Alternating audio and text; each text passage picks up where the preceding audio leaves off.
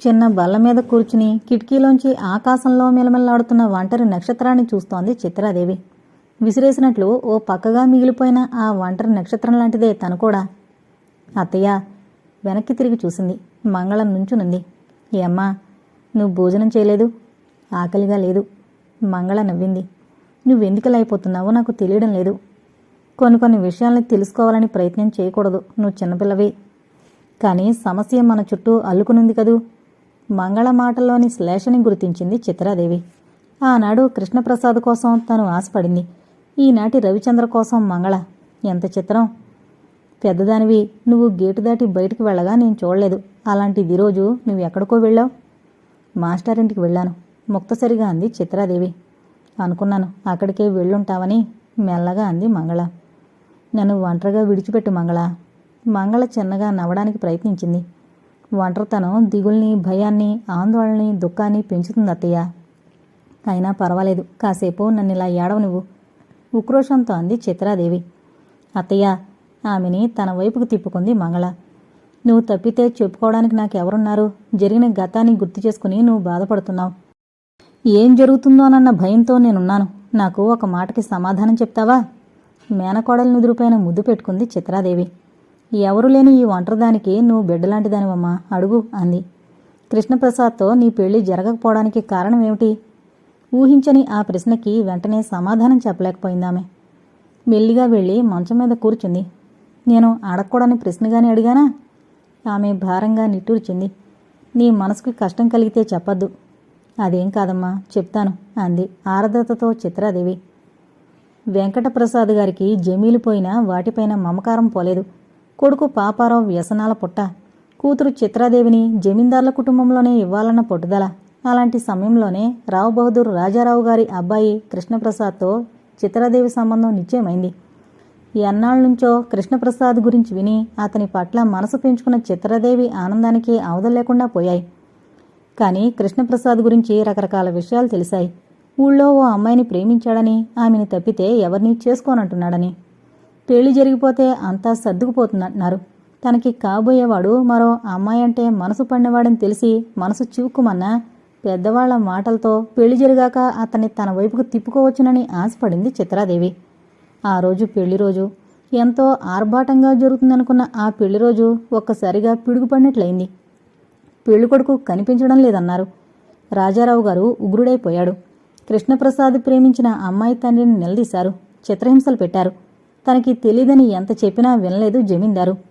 తండ్రి కూతుళ్ళని, ఆఖరికి కొడుకును కూడా ప్రాణాలతో ఉండవనని హెచ్చరించాడు. కృష్ణప్రసాద్ కనిపించలేదు. జమీలు లేకపోయినా పరువు ప్రతిష్టల కోసం పాకులాడే వెంకట్రాంప్రసాద్ నీరసించిపోయాడు. కూతురు పెళ్లి ఆగిపోతే జనానికి మొహం చూపించేదెలా అని విలపించాడు. ఈ పెళ్లి జరిగి తీరుతుంది, మీరేం కంగారు పడకండి అన్నాడు పాపారావు. ఎలా? మీరనుకుంటున్నట్టు చెల్లాయి పెళ్లి ఆగిపోతే అప్రతిష్ట పాలవుతాం. పెళ్లికొడుకు పారిపోయాడని పెళ్లి ఆపడం నాకు ఇష్టం లేదు. అందుకే నా అభిప్రాయం చెప్తున్నాను. చిత్రని జమీందారికి ఇచ్చి పెళ్లి చేద్దాం. కొడుకు మాటలకి నిర్ఘాంతపోయాడు వెంకట్రాంప్రసాద్. ఏంటి బాబు నీ మాటలు? ఆవేదనతో అన్నాడు వెంకట్రాంప్రసాద్. అవును నాన్నగారు, పెళ్లి ఆగిపోయిందని నవ్వులు పాలయ్యే కంటే పెద్దవాడైన ఆయనతో పెళ్లి జరిపించడం మంచిదని నా ఉద్దేశం.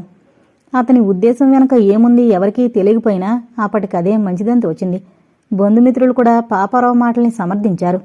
ఈ వార్త తెలిసిన చిత్రాదేవి ఖిన్నురాలైంది. బోరుమని విలపిస్తున్నా బలవంతంగా రావు బహదూర్ రాజారావు గారితో చిత్రాదేవి పెళ్లి జరిగిపోయింది. అర్ధరాత్రి మరుభూమిలో బేతాళుడు పిశాచగణాలతో నృత్యం చేసే వేళ. కొన్ని ఊరకుక్కలు అక్కడక్కడ ఏదైనా ఆహారం దొరుకుతుందేమోనని ఆశగా వెతుక్కుంటున్నాయి. శ్మశానం నడిబొడ్డున ఏళ్ల తరబడున్న పెద్ద మర్రి చెట్టు గాలికి జిజ్మని శబ్దం చేస్తోంది. కల్లుకుండని ఎత్తిపట్టి దించకుండా తాగి ఖాళీకొండని నేలకేసి కొట్టాడు పాపారావు. మట్టికొండ భళ్ళున బద్దలైంది. ఇంకా కావాలా? అడిగాడు దశరథ్. అతని ప్రశ్నకి సమాధానం చెప్పకుండా మరో కొండని చేతిలోకి తీసుకున్నాడు పాపారావు. దశరథ్ అతనికి స్నేహితుడు. పాపారావు చేసే పనులు నచ్చనివాడు, హితవు చెప్పేవాడు. కానీ అతని హితవు చెవిటివాడి దగ్గర శంఖం ఊదినట్టేనని దశరథ్ ఎప్పుడో గ్రహించాడు.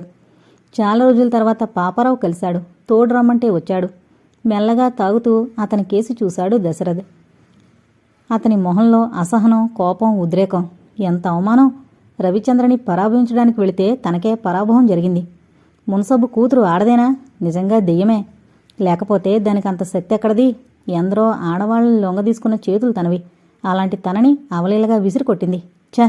అయినా కూడా అతనికిప్పటికీ నమ్మకం కలగడం లేదు. ఆశ్చర్యంగానే ఉంది.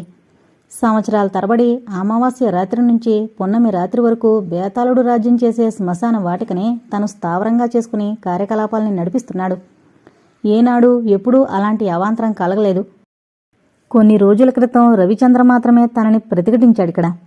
తనని చూసిన పిశాచగణాలు సైతం ఈనాటికి కిక్కురు మనలేదు, తనని పీడించలేదు. అలాంటిది ఈనాడు జరిగింది. నమ్మే విషయమేనా ఇది? రవిచంద్ర పొళ్ళు కొరికాడు. అతని నరికేయాలనంత కసి అతనిలో పేరుకుపోతోంది. 25 ఏళ్ల నాటి చరిత్రని బయటికి తవ్వుతున్నాడు. నిజం బయటపడబోతోంది. తన మనుగడకి అది ఎంత ప్రమాదమో అతనికి తెలుసు. తన చెల్లి ముందు, కూతురు ముందు తను కృష్ణప్రసాద్ని అని చెప్పాడు. తను హత్య చేసిన కృష్ణప్రసాదే తిరిగి పునర్జన్మెత్తి తనపై కక్ష తీర్చుకోవడానికి వచ్చినవాడా రవిచంద్ర? ఇది నమ్మదగ్గ విషయమా? తన చేతుల్లో శీలాన్ని పోగొట్టుకుని ఆత్మహత్య చేసుకున్న మాస్టారి కూతురు మానస ప్రేతాత్మగా మారడం యథార్థమా? ఇన్నేళ్లు కనిపించని ఆమె ఆత్మ ఇప్పుడెక్కడ్నుంచి వచ్చినట్టు నమ్మలేకపోతున్నాడు. ఇదంతా తన పైన కుట్ర. తనని అల్లరి పెట్టడానికి, దెబ్బతీయడానికి ఎవరో చేస్తున్న ప్రయత్నం ఇది. వాళ్ళు ఎవరైనా సరే తను విడిచిపెట్టడు. మర్రి చెట్టు కింద భూతంలా పచారులు చేస్తున్నాడు పాపారావు. బద్రీనారాయణ, చిత్రాదేవి కీలకమైన వ్యక్తులు వీళ్ళిద్దరే. పళ్ళు పటపటా కొరికాడు. కూతురు చనిపోయిన 25 ఏళ్లకి కక్ష సాధింపుకు దిగుతాడా బద్రీనారాయణ? రవిచంద్ర అతనింట్లో ఉన్నాడు. అతనికి గతాన్ని చెప్పి అతని చేత ఈ నాటకాన్ని ఆడిస్తున్నాడా? ఒకవేళ అతను చెప్పినట్లు నాటకం ఆడినా దానివల్ల రవిచంద్రకు కలిగే లాభమేమిటి? ఇకపోతే చిత్రాదేవి, తన చెల్లెలు. అతని పెదాలపైన వికృతమైన నవ్వు కదిలింది. ఆమె జీవితాన్ని పణంగా పెట్టి సుఖభోగాలను అనుభవిస్తున్న తన నిజరూపాన్ని ఆమె గుర్తించిందా? కృష్ణప్రసాద్ అంటే ఆమెకెంత మక్కువో అతనికి తెలుసు. కృష్ణప్రసాదే తిరిగి రవిచంద్రగా పుట్టొచ్చాడనేసరికి అతనికంతా చెప్పేసిందా? ఏదీ తేల్చుకోలేక ఉద్రేకంతో ముక్కుపుట్టాలు ఎగరేస్తున్నాడు. దశరథ్ ఉరిమినట్లు పిలిచాడు. ఎందుకరుస్తావు? మెల్లగా మాట్లాడు అన్నాడు దశరథ్. ఒరే, నీకూడా పట్టిందిరా గాబు, నేనరుస్తున్నానా? మళ్లీ అరిచాడు పాపారావు. అబ్బే, అరవడం లేదు, చెవులో చెప్తున్నావు ఎగతాళిగా అన్నాడు దశరథ్. 25 ఏళ్ల క్రితం నేను చేసిన హత్యల గురించి ఇప్పుడు తవ్వుతున్నారు. దీనివల్ల లాభం ఎవరికి? దశరథ్ మెల్లగా నవ్వాడు. లాభం ఎవరికని అడిగితే నీకు చెప్పడానికి నా దగ్గర సమాధానం లేదు. నీ పాపం పండిందన్న విషయం మాత్రం అర్థమవుతోంది. తాపీగా కళ్ళు తాగుతూ అన్నాడు దశరథ్. పిచ్చిగా వాకు, నిన్ను కూడా చంపేస్తాను. అతని మాటలకి దశరథ్ పగలబడి నవ్వడం మొదలుపెట్టాడు. ఒరే, నీ నాలుక తెగ్గొస్తాను. అరవకు. మొదట్నుంచి నీ గురించి తెలిసిన వాణ్ణి. చేసిన పాపాల్ని మరిచిపోయి ఆ పాపాల్ని తిరగదొడుతున్నారని నీకే ఒళ్ళు మండితే నువ్వు చంపిన వాళ్ల ఆత్మలకి, వాళ్ల బంధువులకి ఎంత ఒళ్ళు మండాలి? లాభం లేదు. నువ్వు నిలువునా కాలిపోతున్న సీను కనిపిస్తోంది నాకు. పాపారావు విసురుగా కాలితో అతని చేతిలోని కళ్ళు ముంతను కొట్టాడు. అది పగిలిపోయి దానిలోని కళ్ళు దశరథ్ ఒడిని తడిపేసింది. దశరథ్ కోపంగా చూశాడు. పాపారావు, నీకు నిజంగానే పోయే కాలం దగ్గర పడింది. నన్ను కాలుతో తంతావా? స్నేహితుడివైపోయావు, లేకపోతే నీ కాలిని విరిచిపారేసేవాణ్ణి. దశరథ్కి కోపం రావడంతో సంభాళించుకున్నాడు పాపారావు. సారీ, పొరపాటైపోయింది. కోపంతో ఒళ్ళు తెలియలేదు. ఒంటిపైన స్పృహని అట్టే పెట్టుకో, లేకపోతే రిస్కులో పడతావు. రవిచంద్ర నీ కాళ్ళు విరిచేస్తాడు. పాపారావు ఎదురుగా ఉన్న బండపైన కూర్చున్నాడు. మనిషి చేస్తే వాళ్లే పుడతారంటావా? అడిగాడు. మహాభారతం విన్నవాణ్ణి, పుడతారనే నా నమ్మకం. ఓహో, మరి దెయ్యాలు కూడా ఉన్నాయా? ఉన్నాయి. ఆ సమాధానానికి పొక్కుమని నవ్వాడు పాపారావు. లేవు, దెయ్యాలు లేవు. ఉంటే కనిపించేవి. ఒరే దశరథ్, ఇది మహాశ్మశానం. మన చేతిలో చచ్చిన వాళ్ళు, మన ధాటికి ఆత్మహత్యలు చేసుకున్న వాళ్ళు మట్టైన ప్రదేశం ఇది. ఇదే చోట రాత్రుళ్ళు గొప్ప అనుభవాల్ని పొందాను, అనుభవించాను. కమ్మని కళ్ళు తాగుతూ ఎన్నో పనులు చేశాను. ఏది ఏనాడు చిన్న దెయ్యం కూడా నాకు కనిపించలేదే? వాటికి కూడా తెలుసుంటుంది అన్నాడు దశరథ్. ఏంటి?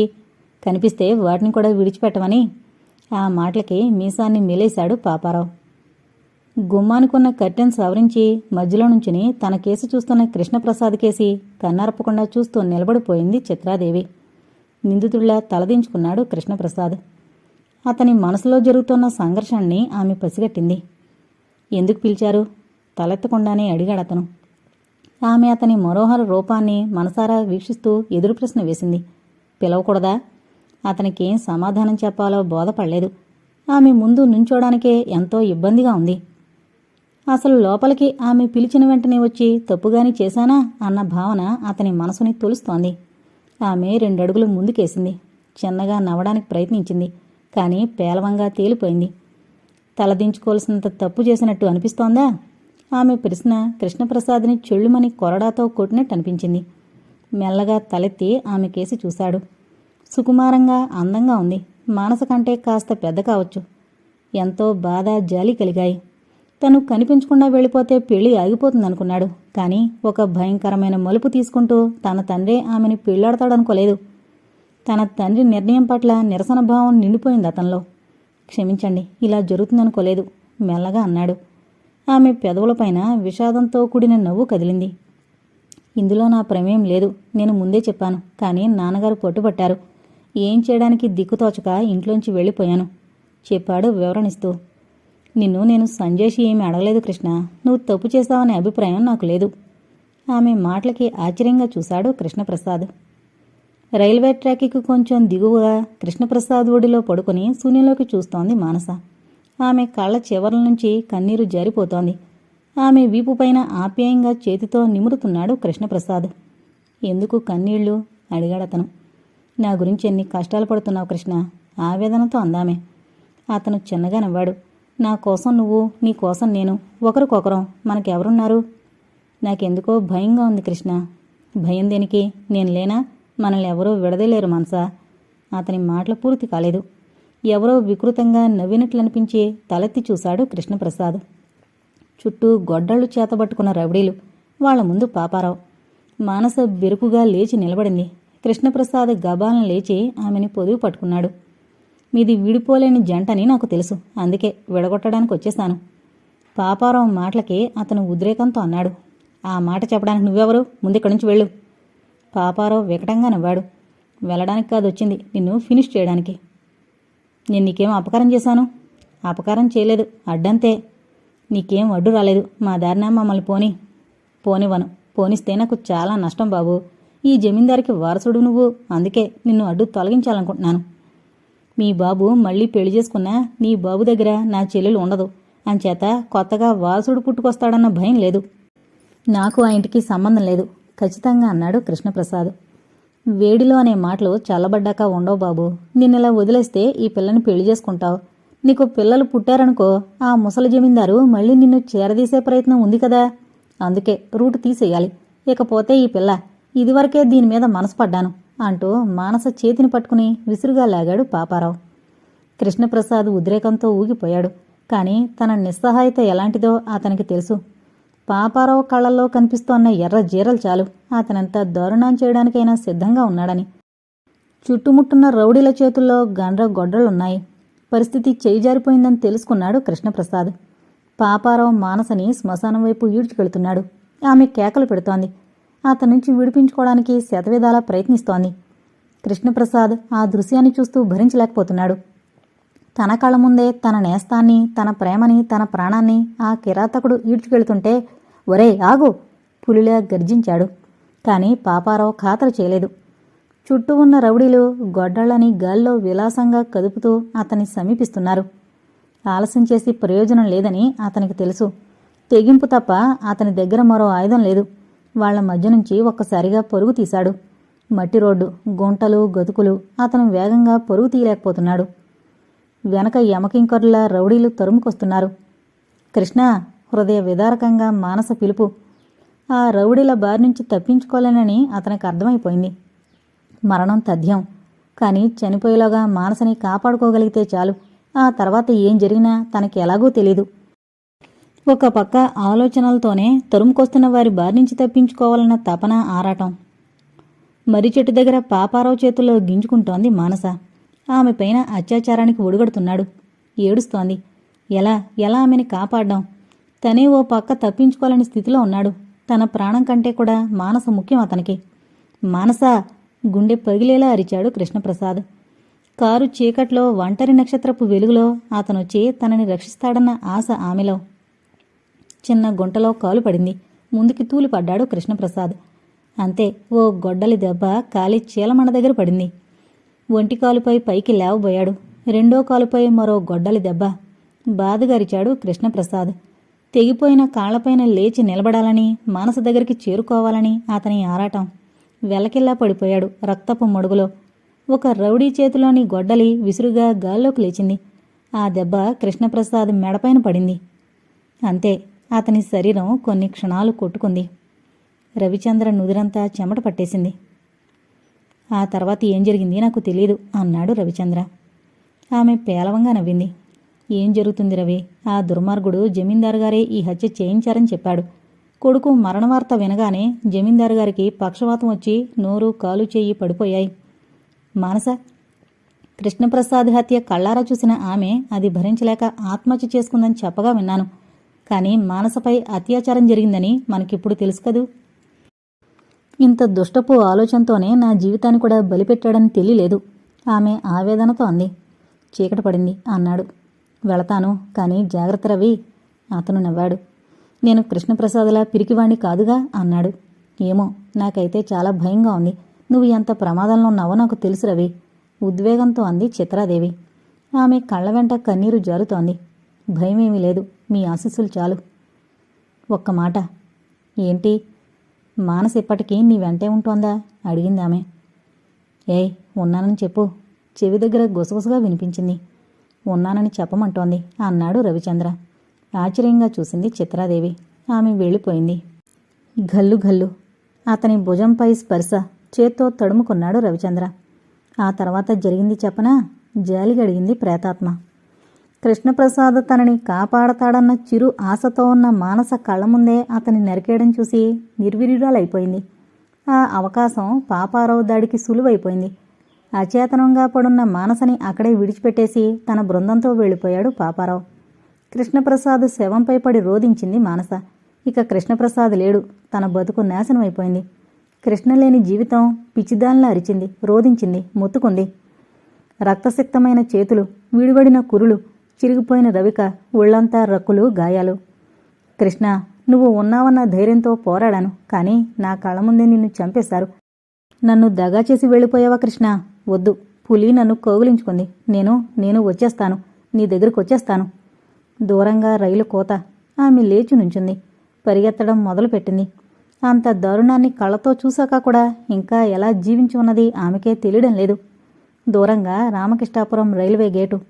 పచ్చని బోర్డు మీద నల్లని అక్షరాలు. ఆ బోర్డుకేసి చూసింది. బోరుమని ఏడ్చింది.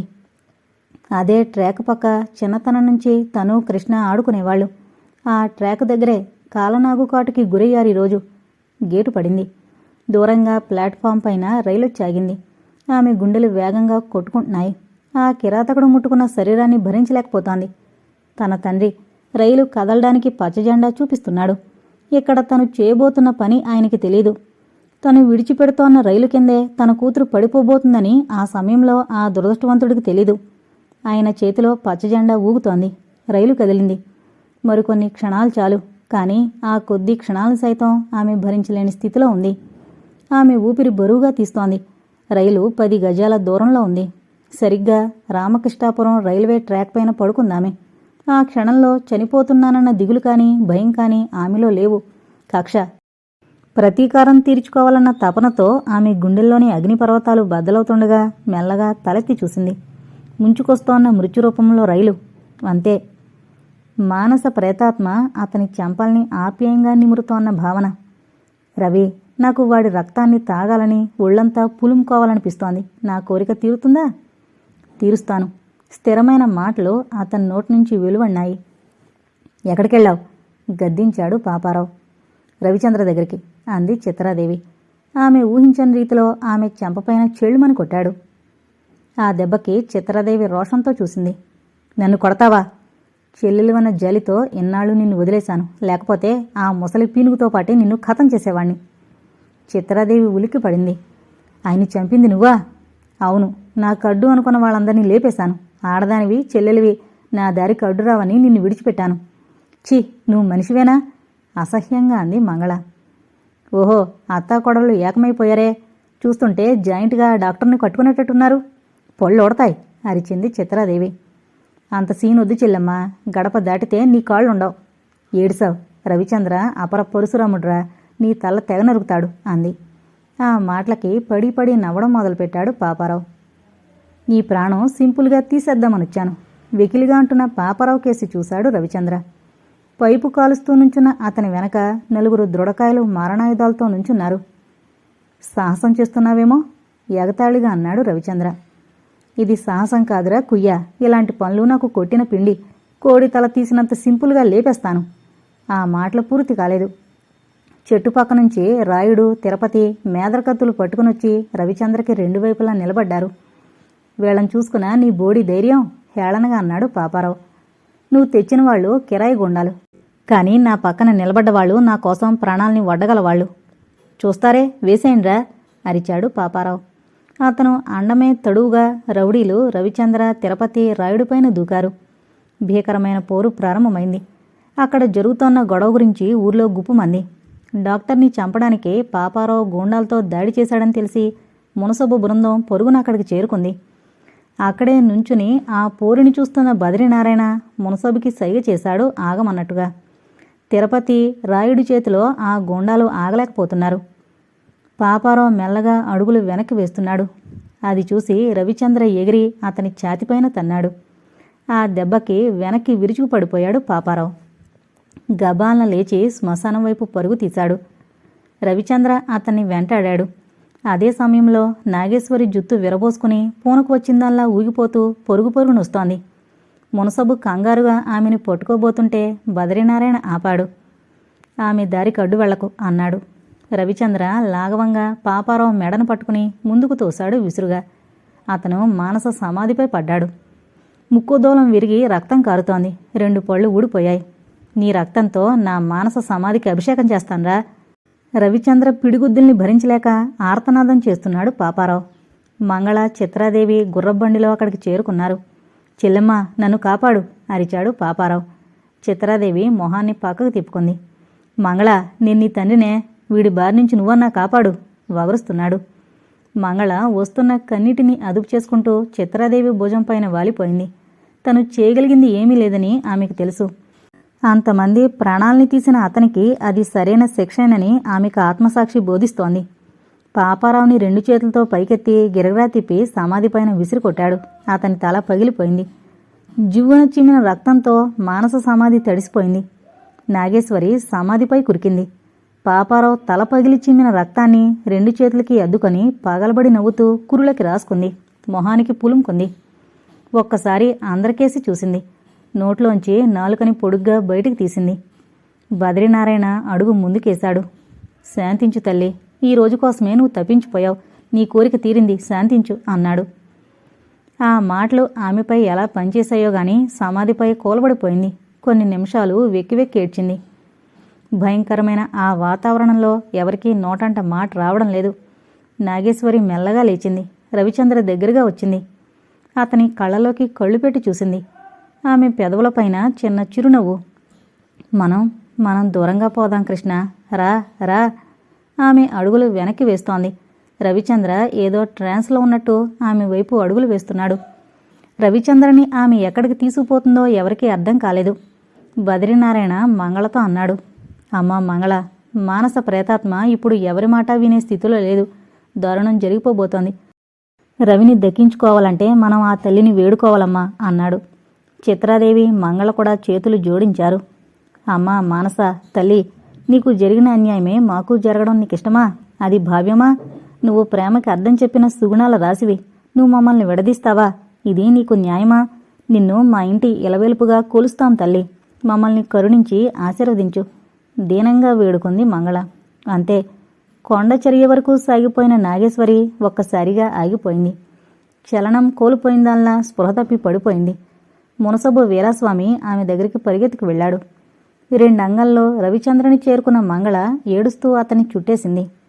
సరిగ్గా అదే సమయంలో ఒక గాలి అలా అక్కడున్న వారందర్నీ ఆశ్లేషించింది. చీకటి తెరలుగా కమ్ముకొస్తున్న ఆ సమయంలో అక్కడి వాళ్లని ఆకర్షించింది. ఓ పొగమంచులాంటి ఆకారం గాల్లో కదులుతూ దూరంగా సాగిపోతూ కనిపించింది. అందరి కళ్లల్లో అశ్రువులు. బద్రీనారాయణ రవిచంద్ర భుజంపైన చేయి వేసి నాగేశ్వరిని చూపించాడు. నాగేశ్వరిని 2 చేతులతో ఎత్తుకున్నాడు రవిచంద్ర. అతను ముందుకు నడుస్తుంటే ఓ పక్క మంగళ, మరో పక్క చిత్రాదేవి అడుగులు వేస్తున్నారు. బద్రీనారాయణ వాళ్ళకేసి నిర్వికారంగా చూస్తూ నిలబడిపోయాడు. ఆయన కళ్ళ వెంట కన్నీరు జారుతోంది. పదండి బాబా వెళదాం అన్నాడు తిరుపతి ఆయన పక్కకొచ్చి. ఆయన విషాదంగా నవ్వాడు. నా బిడ్డ వెళ్ళిపోయిందిరా, తృప్తిగా వెళ్ళిపోయింది. ఇంకా నాకు పనేముంది? ఆయన వడివడిగా అడుగులు వేశాడు. శ్మశానం దాటి మట్టి రోడ్డెక్కి రైల్వే ట్రాక్ పక్కగా నడుస్తున్నాడు. రామకృష్ణాపురం రైల్వే గేటు పడింది. అక్కడ ఆగాడైనా. స్టేషన్ మాస్టారు పచ్చజెండా ఊపుతున్నాడు. రైలు ప్లాట్ఫారాన్ని విడిచిపెట్టి రామకృష్ణాపురం రైల్వే గేటు వైపు దూసుకొస్తోంది. ఇంతటితో రామకృష్ణాపురం రైల్వే గేట్ అనే నవల కంప్లీట్ అయిందండి. ఈ నవల ఎలా ఉంది అనేది నాకు కామెంట్స్ రూపంలో తెలియజేయగలరు. ముందుగా మన ఛానల్ని సబ్స్క్రైబ్ చేసుకోండి. Thank you.